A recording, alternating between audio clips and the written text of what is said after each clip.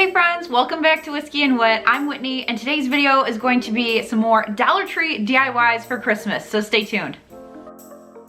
Before we get into the DIYs, I wanted to thank Ana Luisa Jewelry for sponsoring today's video. The reason that I continue to partner with Ana Luisa Jewelry, especially because they're a little bit outside of the crafting niche, is because I love the products so much. I love their mission, that they're sustainable, and I also love the high quality of the pieces. I wear them all the time. I find myself grabbing them and throwing them on for my work Zoom meetings. It makes me look put together, and they are super timeless looks, so they go from season to season really easily. Their company is carbon neutral, which basically means that 100% of what they take from the environment to produce their jewelry, they put back in some other way. They're having a huge Black Friday sale, and so I wanted to share with you guys their brand, their mission, and a couple pieces that they sent to me because I know that this might make a really good gift for somebody in your life for the holiday season. The first piece is this mama necklace that I'm wearing, and I have shown this to you guys before. I actually got this one again to give as a gift because I love mine so much. It's a really adorable statement piece, and it makes a really good gift for somebody that is either a new mom or gonna be a mom in 2021, and you maybe aren't gonna see them for the holidays. Ana Luisa's packaging is super cute. It comes in these really nice velvet pouches, so it is ready to go wrapped for you so you can just drop ship it. The next piece are these really cute safety pin earrings. They're just enough out there for me. They are a traditional looking piece with the gold, but also they're a little bit funky. I also really love them because they're low profile and I could add them to an outfit without having to worry that Finn's gonna grab them because he has started grabbing my hair and my jewelry. In that same vein, with the low profile earrings, are these really pretty pearl studs. I grabbed these because they are so timeless and they're so easy to throw on. I also like that they aren't huge, they aren't heavy, but it makes me feel put together that I have an earring on. I also think this would be a great gift for somebody that you aren't sure of their style because it goes with a ton of different things. I will leave all the information for that Black Friday sale down below. Now let's get crafting. First up are these super festive Christmas jars. Now to make these, you can grab any jar from the Dollar Tree, or you can even use something you already have at home. I went through and painted the lids with white spray paint, and I also painted the grooved container white as well, as you can see here. Then I printed out a little peppermint stencil so I could create a peppermint lid. So I colored on the back with pencil and then traced my peppermint design onto the lid just to give myself a guide. This is what you could do too if you find any of my SVG files that you want to transfer, but you don't have a Cricut.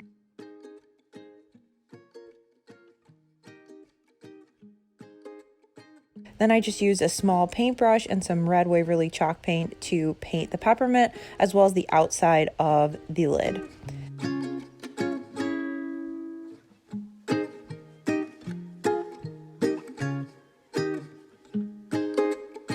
Then the last step was to take this Farm Fresh Christmas trees window cling, stick it onto the container, and then seal it with Mod Podge so it stayed on. After I added my peppermint lid, I finished off with just some jute twine and some red and white baker's twine, and that's it. The Joy one is equally as easy. I grabbed from the same window cling set, this circular one. I had this left over from a previous DIY. I used the red VW bug, just a window cling, some Mod Podge, a little bit of jute twine, and these jars are super cute. I'm not sure what I'm going to do with them yet, but I really like that the Joy one is covered on the outside because the outside is spray painted. You could put some candies in there. You could put some little pre-wrapped peppermints. Same with this one because it's clear. It would look super cute to put some stuff on the inside and give it as a gift. Up next, I think, is my favorite of this whole video, and it is this Garland with these super cute little beanie winter hats. So for supplies, you'll need some yarn. This came from the Dollar Tree, a toilet paper or paper towel roll. You could also use leftover wrapping paper because it's that time of year, the stuff that it comes on. So I went through and chopped up my little toilet paper roll into some smaller circles, and that's how you're going to get the firm part of your hat. This process is genius, and I cannot take credit. I saw someone make a larger version of this on TikTok, and I thought these cute little ones would be so fun for a garland. So then you're going to go through and cut probably about 8-inch strips. I just used that cardboard to help me measure quickly. And this is the process. You're gonna fold your piece of yarn in half, and then you're gonna just loop it around. It doesn't matter which way you go, but you wanna make sure they're all going the same way so that your loops all line up. I went through around the entire thing. It was not hard, it was just a little tedious, so this is a great Netflix project or Christmas movie project. And then I flipped the yarn through. And the reason that you do this to create your hat is so that all those little loops are going to be hidden underneath the little, like, essentially fold over piece of the hat. So once everything is pushed through the center, you can kind of see the makings of your hat here. And then you're going to grab a smaller piece of that same color and tie off the top. And you can make it as tall as you want.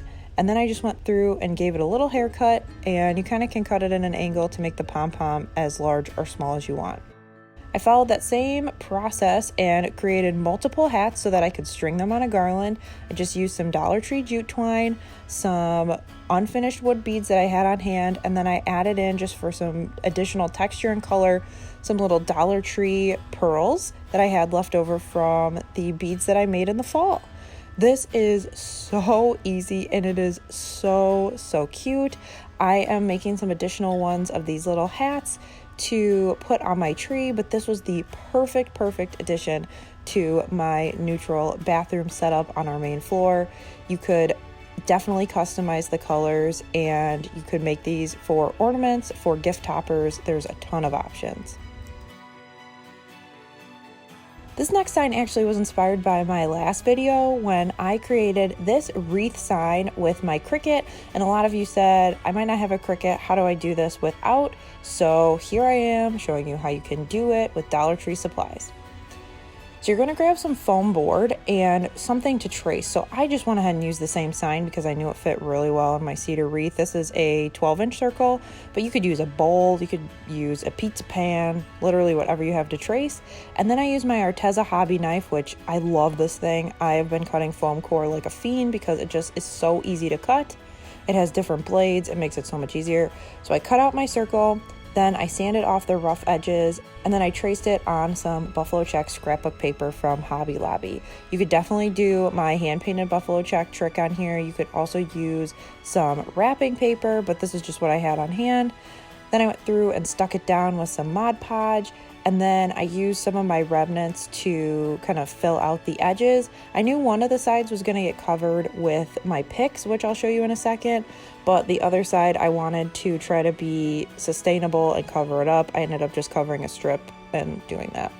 Then I took this wood cutout I got from Dollar Tree, and the awesome part about this one is that it's hung through the E, so there's not a hole in your sign if you don't want to hang it back up, which is so nice, no wood filler needed. I gave it 2 coats of white Waverly chalk paint, and then I grabbed some picks from Walmart. These were just $1. I tied them together and hot glued them to the top of the sign. I added my Miriam Bright with some hot glue, and then I finished off the look with a bow made of some burlap I had in my stash. Now to make this hang, I just added 2 dabs of hot glue on the back, added some jute twine, and then loaded it up with some more hot glue. And I hung it on my Walmart cedar wreath. I got this year, you guys. If you love this wreath, go out and grab it. It is so affordable and I love it. And these circles look so cute inside of it.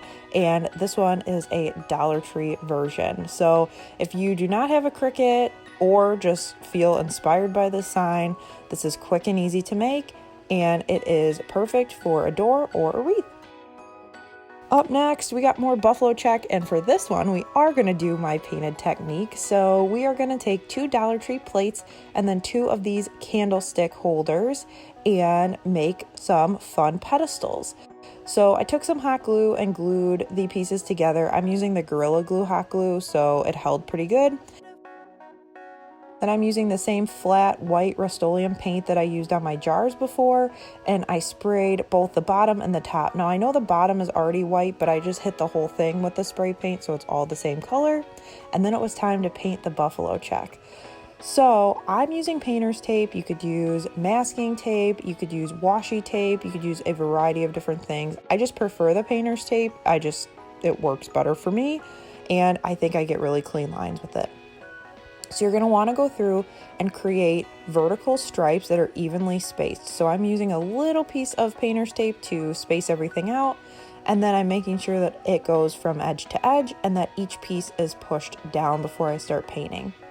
Now for this first coat, I did the dabbing method with a disposable makeup sponge, and I did that because I hadn't really worked with a Dollar Tree plate with spray paint like this, and I like to use this method if I'm not sure that a paintbrush will work. I tried it on the second coat and the paintbrush worked just fine, so you don't have to test it out that way, but I just wanted to make sure that I wasn't telling you guys go ahead and paint it and it was going to bleed everywhere. So once that dries, peel off your pieces of tape and put them to the side because you'll need them later.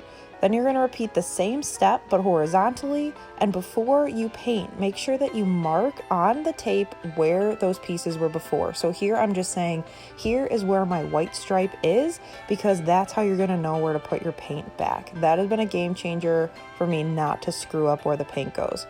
So once you do your 2 coats of the gray paint in the opposite direction, then you're going to take that paint that you had from the first round and stick it back on, and that's why you need the X's, because you're going to want to get it back right on.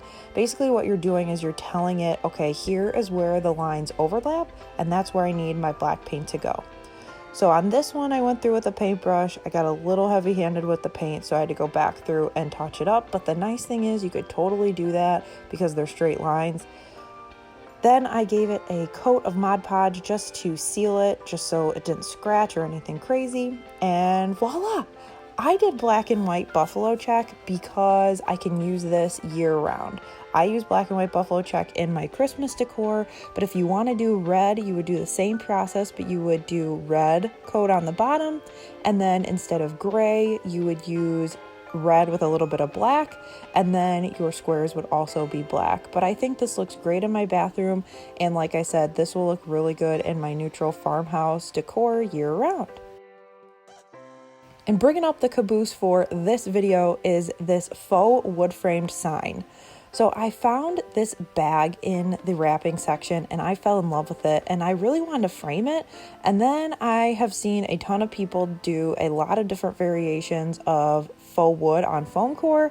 So I thought maybe my faux wood technique would work. So we're just going to try it. So I cut down a piece of foam board from Dollar Tree with that Arteza hobby knife I was raving about earlier. And once I had my piece to about the size that I wanted it, I grabbed some Mod Podge and stuck my bag down. Now I didn't worry that the top had the holes in it because you're going to cover it with your frame anyway. So I just went through, made sure it was pushed down, there were no bubbles, all the edges were ready to go and pushed down.